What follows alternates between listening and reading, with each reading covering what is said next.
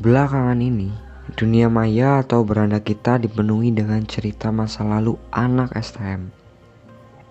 Kalian tentunya sudah familiar dengan orang-orangnya. Gue gak mau berpendapat atau speak up soal cerita mereka di sini. Gue cuma mau sedikit membuka pikiran lu atau mengajak lu semua menanggapinya dengan dewasa. Sebelumnya, masa SMK memang masa yang menyenangkan, dimana kita hanya memikirkan main, belajar.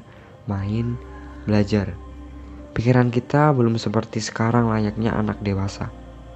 Dalam lingkup anak STM, mereka sangat menjunjung tinggi yang namanya solidaritas.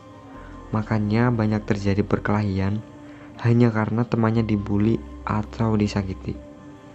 Anak STM juga mengedepankan yang namanya gengsi, kekuatan, dan kekuasaan atas anak seusianya.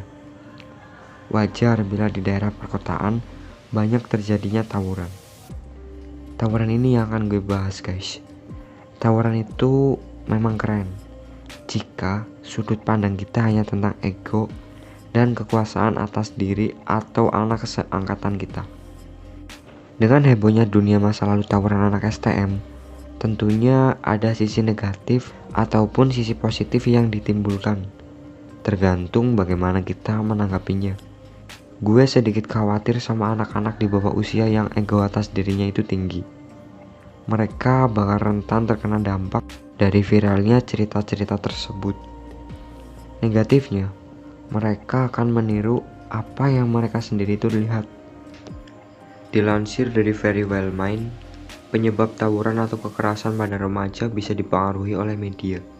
Penelitian oleh Research Institute of Moral Education menunjukkan bahwa kekerasan di media mempengaruhi remaja dan dapat menyebabkan mereka bertindak agresif. Ini adalah dampak paling berbahaya. Namun di balik itu semua, ada juga dampak positif dari viralnya cerita tersebut, dan ini yang harusnya diambil. Yang pertama, dengan speak up-nya mereka yang pernah terlibat di aksi tawuran, kita jadi tahu bahwa dampaknya sangat mengerikan. Dari luka ringan, luka berat, mendekam di jeruji besi, sampai meninggal dunia, sehingga timbul rasa kekhawatiran jika kita menirunya. Yang kedua, aksi tawuran sebenarnya dapat dihentikan. Dengan speak up-nya mereka, kita jadi tahu bahwa penyebab utama tawuran itu adalah warisan turun-temurun dari kakak kelas mereka. Dengan memutus rantai permusuhan antar sekolah dan menghentikan dendam berkelanjutan, tentunya tawuran dapat dihentikan, setidaknya diminimalisir dahulu. Gue minta pemerintah memperhatikan hal ini dan semakin gencar memberi edukasi untuk mengarahkan mereka ke hal baik.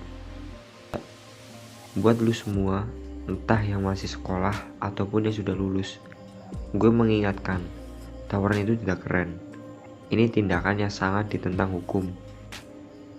Jangan karena mereka sekarang viral, jadi terkenal, dan diidamkan para wanita, kalian jadi terlena dan mengikutinya.